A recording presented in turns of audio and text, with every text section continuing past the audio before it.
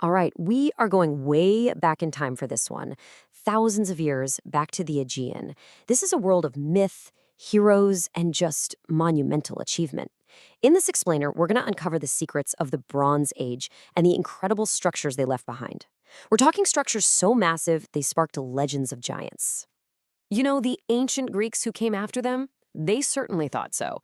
I mean, when they looked at these colossal stones used to build fortresses, they could only come up with one explanation. They had to have been built by the Cyclops, right? The mythical one-eyed giants.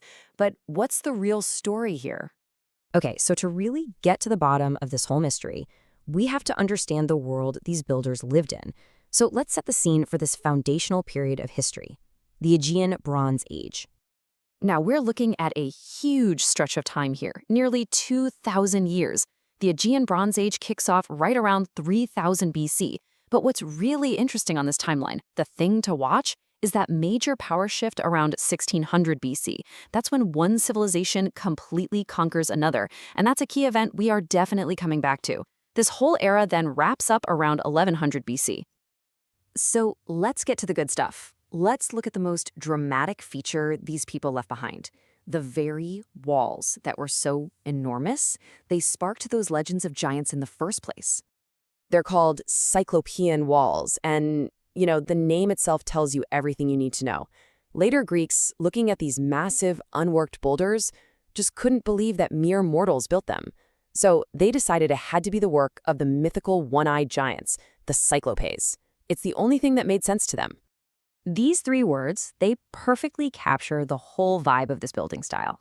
This is not delicate stonework, not at all. It is all about brute strength and just scale.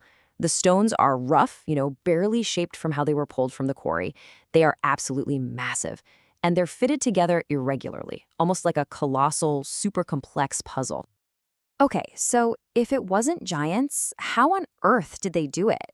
Let's dig into the secrets of their craft and see how they created these stable, lasting structures from enormous stones, all without any of our modern technology. So here's a great example of just how clever they were. See, a modern arch needs that central wedge-shaped stone at the top, the keystone, to lock everything in place. But these builders, they didn't use one. So how did they build gateways and passages that wouldn't just collapse? They used something called a core-belled arch, and it's just brilliantly simple. You start with your two walls, right? And with each new layer of stone, you just inch it slightly inwards so it hangs over the layer below.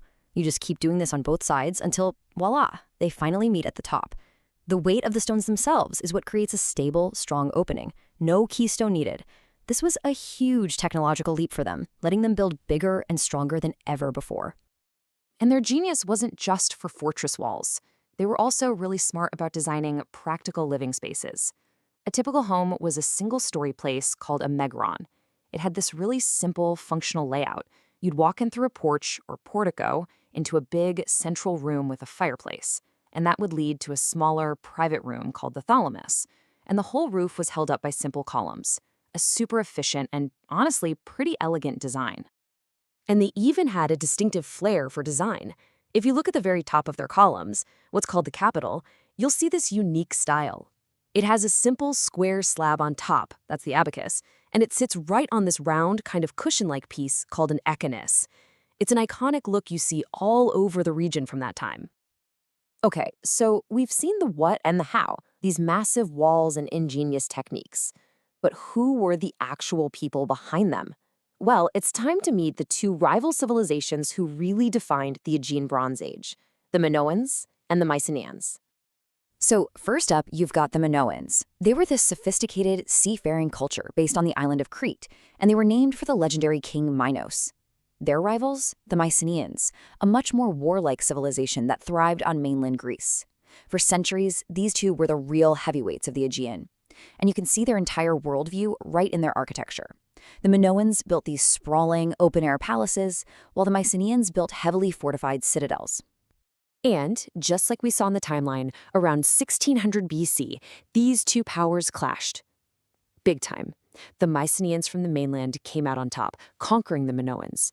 This was a really pivotal moment that basically established the Mycenaeans as the dominant force in the Aegean, and their architectural style, with those massive defensive walls, became the signature of the whole era. Of course, like all great powers, their civilizations eventually fell, but their buildings endured. So let's wrap this up by looking at the incredible legacy in stone they left for all of us to marvel at.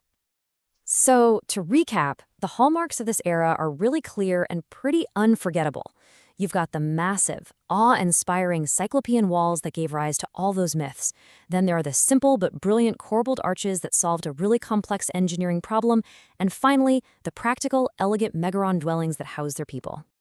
So no, they weren't giants. They were just people who, with incredible skill and ingenuity, managed to basically move mountains and build a world from stone. Their empires are long, long gone, but their foundations are still there. And it really makes you wonder, doesn't it? What can their foundations teach us today about ambition, resourcefulness, and the ability to build things that truly last for millennia?